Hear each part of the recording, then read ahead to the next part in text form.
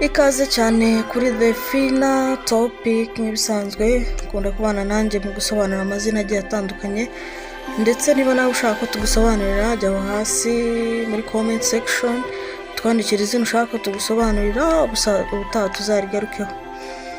Uyu munsi rero tugiye kugaruka ku izina Christopher cyangwa se Christophe mu rurimi rw'igifaransa. Christopher ni izina rya kera ry'ikigiriki risobanura gukurikira umuyobozi. Ni izina ry'iri Kristo kubera kera cyane nyuma y'urupfu rwa Kristo abakristo benshi bahise bafata iryo zina bagaragaza ko bakurikiye Kristo nk'umuyobozi. Christopher azi kubana cyane. Christopher azi kuba inshuti kandi Christopher akunda kugira ubumenyi cyane cyane ku bijyanye n'amatekinike cyangwa se mekanike, mbese ubumenyi ngiro muri rusange. Christopher akunda kureba detaye cyane ya buri kimwe agiye gukora.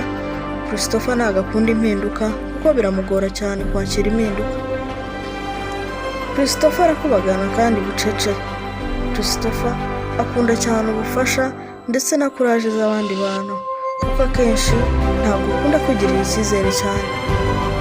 Christopher kandi atinda gufata icyemezo, ariko iyo agifashe aragikurikiza. Christopher kandi afite impano mu bijyanye n'imideli cyangwa se imyambarire. Christopher arakundwa cyane kandi arakunda. Christopher kandi akunda kugira abantu inama.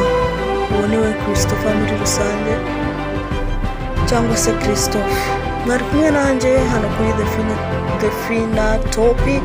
Ushaka ko tugusobanurira jya aho hasi, niba uri na mushyashya kandi ukore subscribe. Aho ngaho aba ari inkuru ikomeye. Mwakoze kubana nanjye rero, nakagaruka. Ibihe byiza kandi mukomeze kugira umunsi mwiza, mugubwe neza.